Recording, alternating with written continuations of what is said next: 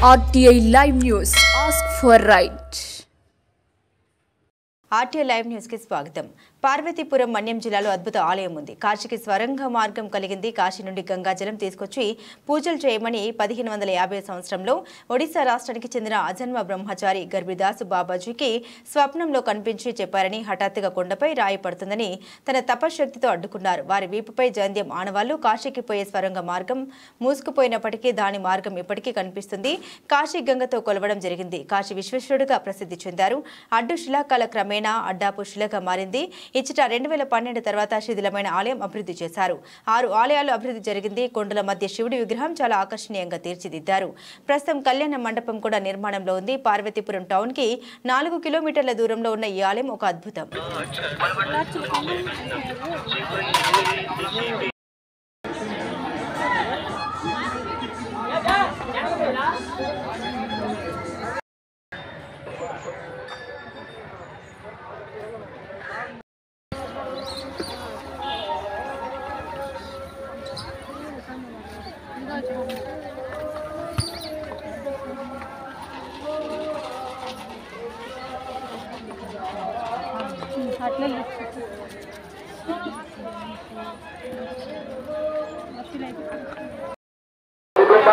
పార్వతీ పరమేశ్వరి సదా రక్షించుగా ప్రార్థిస్తున్నాం.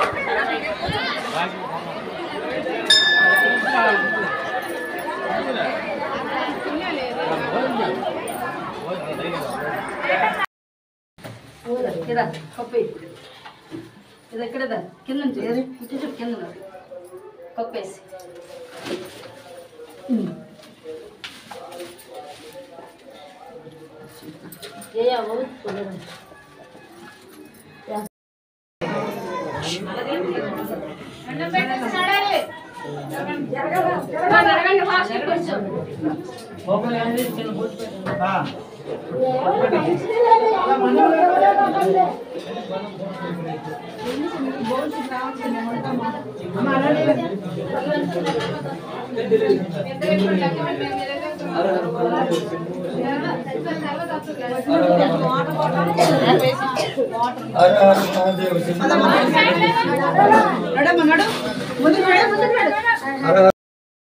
నమస్కారం.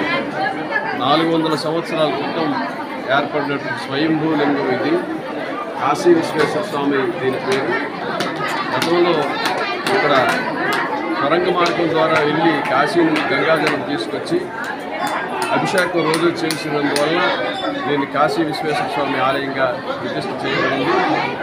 అప్పటి నుంచి ఇప్పటిదాకా కూడా చాలా ప్రతిష్టతో కూడుకొని ఆలయం చాలా బ్రహ్మాండంగా ఉండేది. కానీ మార్గం మధ్యలో